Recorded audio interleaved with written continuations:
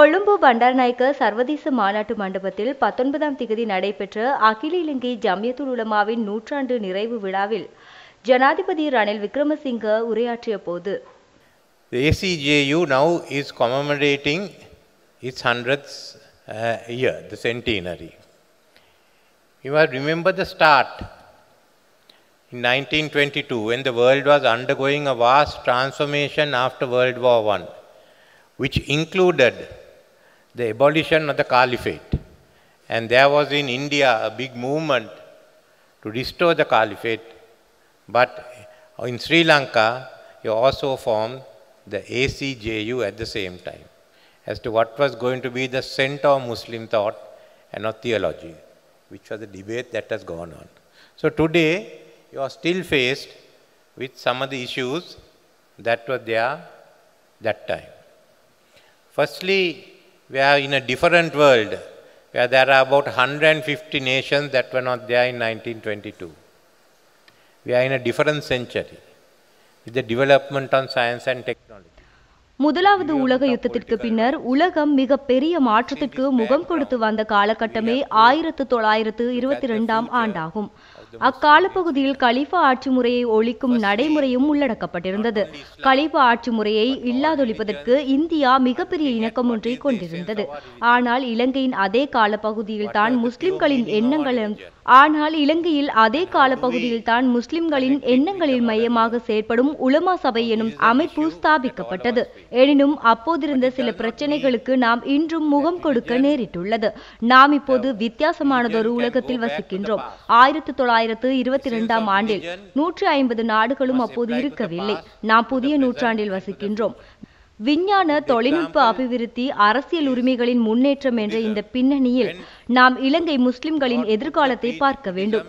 இஸ்லாம் மட்டுமன்றி அனைத்து சமயங்களுமே தமது சமயத்தின் அடிப்படைகளையே பார்க்கின்றன. சமயம் கூறும் தூய்மையான அர்த்தங்கள் எவை? அவற்றை நவீன உலகத்துடன் இணைப்பது. சமயத்தின் அடிப்படை கடந்த காலம், நிகழ்காலம் மற்றும் எதிர்காலத்திற்கு பயன்படுத்த வேண்டும். இதற்கு மிகச்சிறந்த உதாரணம் பௌத்த மதம். புத்த பெருமான் கங்கை கரைகளில் இருந்து புத்த மதத்தை போதிக்கும் போது கரையோர நாகரிகமே இருந்தது.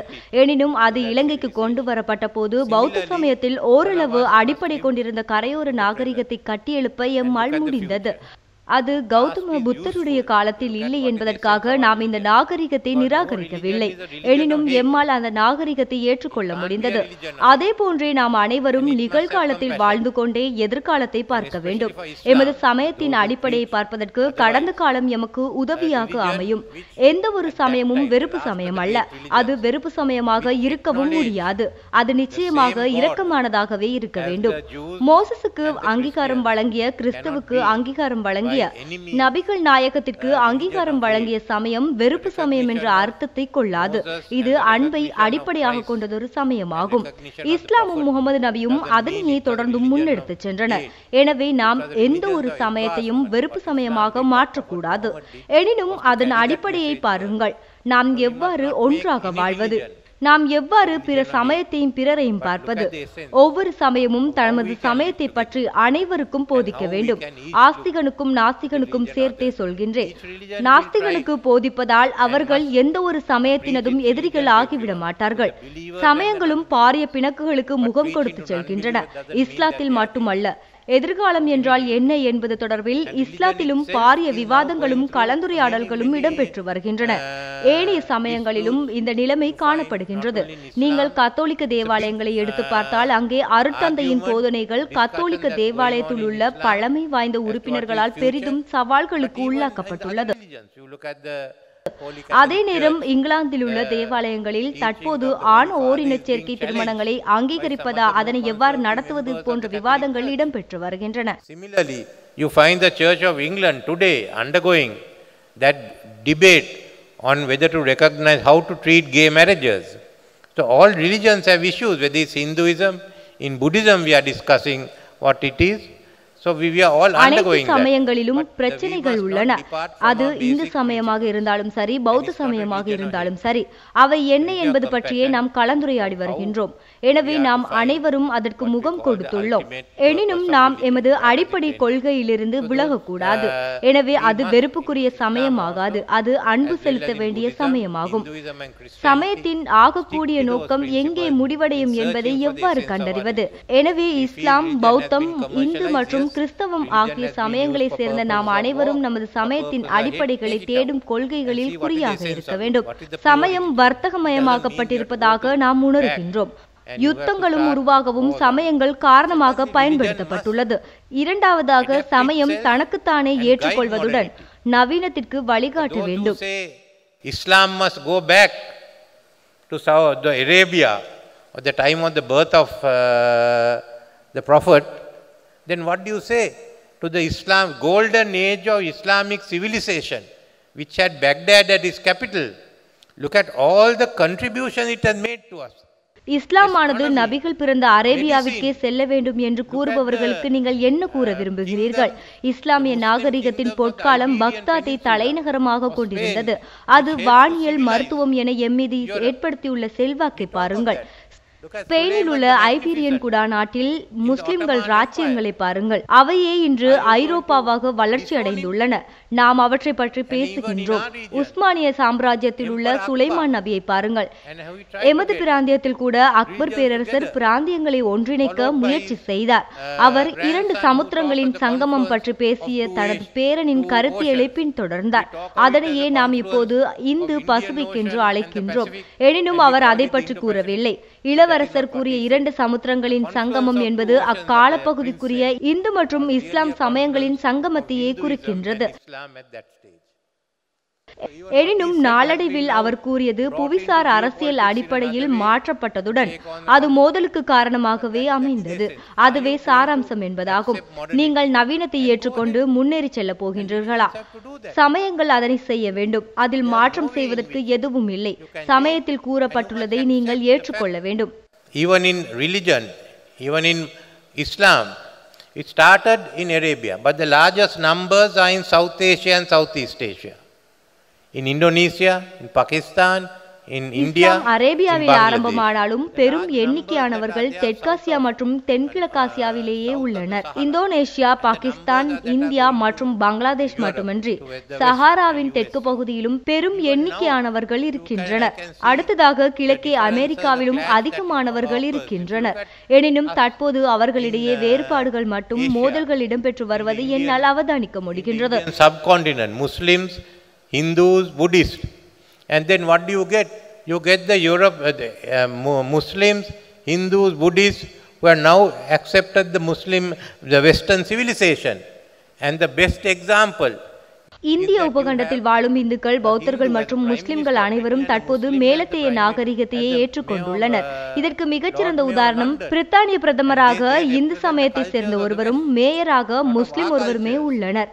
அவர்கள் மேற்கத்திய கலாசாரத்தை பிரதிபலிக்கின்றனரே தவிர இந்து மற்றும் இஸ்லாத்தை வளர்த்தெடுத்த கலாசாரத்தை பிரதிபலிக்கவில்லை.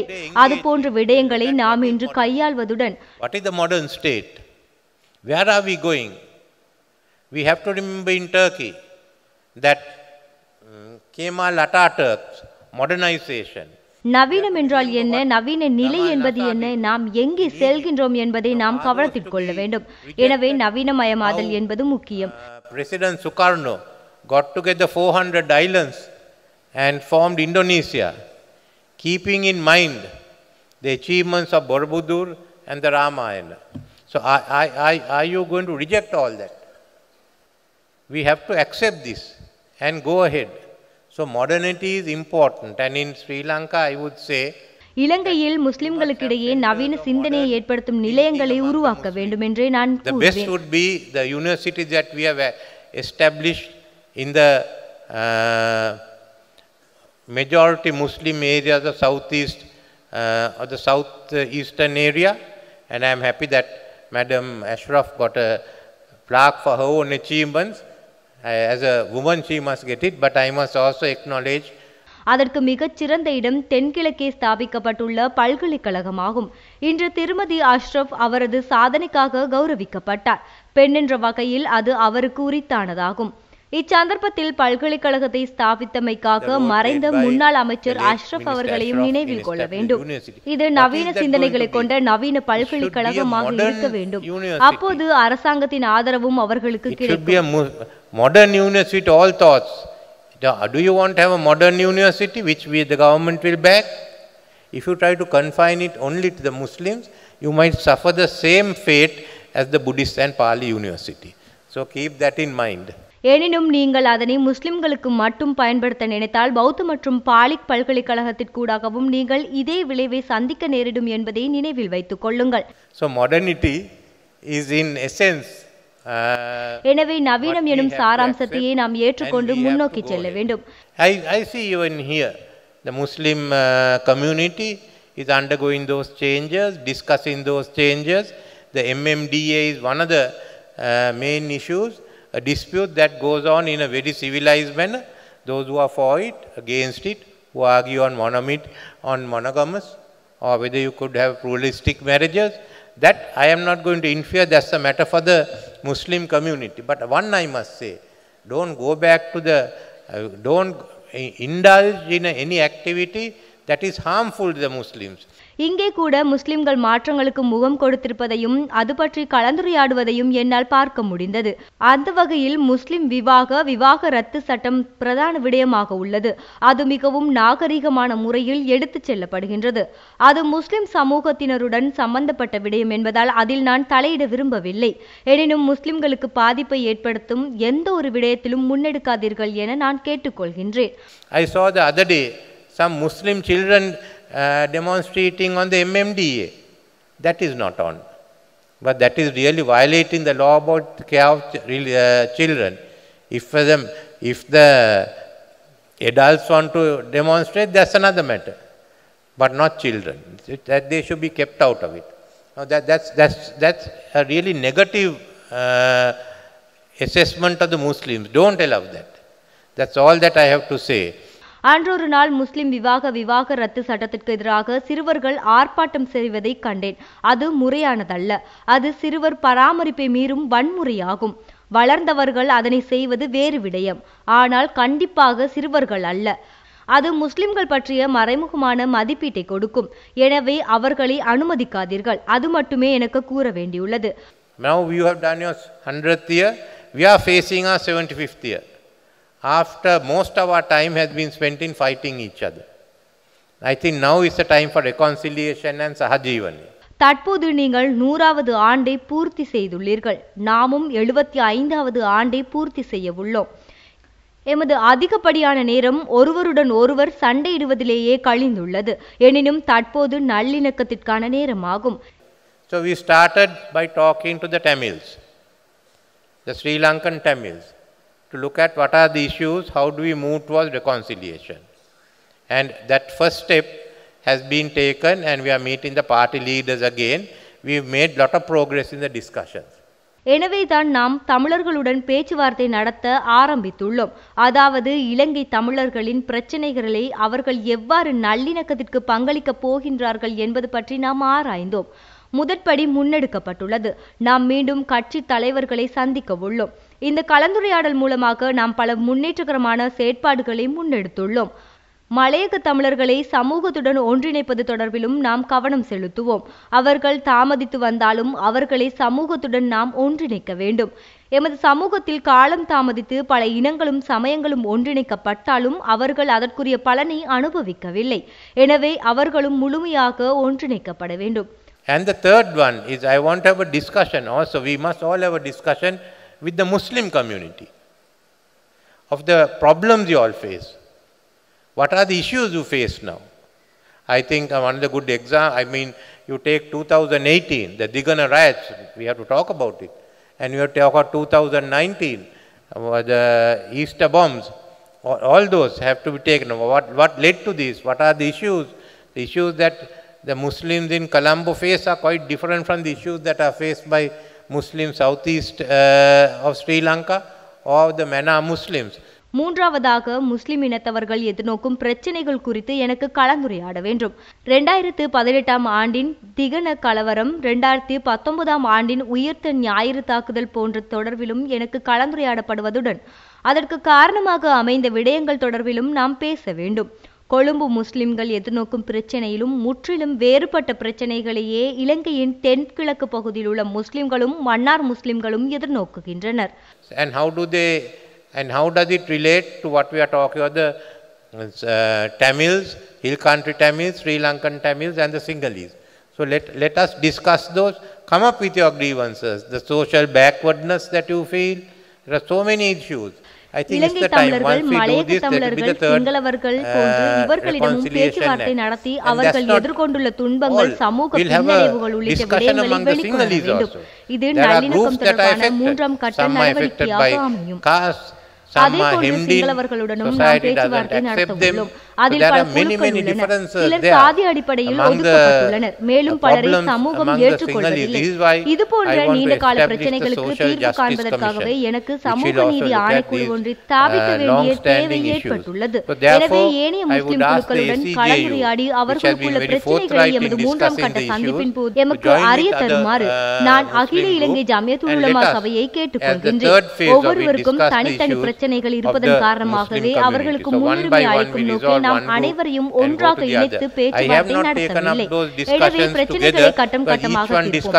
அப்போது 75வது ஆண்டு சுதந்திர தின நிகழ்வின் போது நாம் அனைவரும் ஒரு தாய் மக்களாக வாழும் நிலை ஏற்படும். அடுத்த 25 வருடங்களில் வரலாற்றுக்கான நிறுவனம் ஒன்றை ஸ்தாபிப்போம். அவர்கள் கடந்த காலத்தை பற்றி ஆராய்வார்கள். எனவே நாம் பொது இடங்களில் இருந்து கொண்டு பழையதை பற்றி கூச்சலிட தேவையில்லை. மேலும் புதிய பொருளாதாரத்தை ஸ்தாபிப்பதற்காக அரசு மற்றும் பொது கொள்கைகளுடன் ஏனைய நிறுவனங்களும் உருவாக்கப்பட வேண்டும். ஒரு தேசமாக நாம் உறுதியாக இருப்போம். சமூக நீதி நிலவட்டும். இனங்களுக்கிடையேயான ஒற்றுமை நிலவட்டும். எமக்குள் சௌபாக்கியத்தை ஏற்படுத்தும் புதிய பொருளாதாரத்தை நாம் கொண்டிருப்போம். என்னை இந்த நிகழ்விற்கு அழைத்தமைக்கு நன்றி என கூறி விடை பெற்றார். Which will enable us to be a very competitive economy, making us prosperous. So in turn, that the ACJ use 25 billion, I hope by that time will become 100 billion. Thank you for inviting me.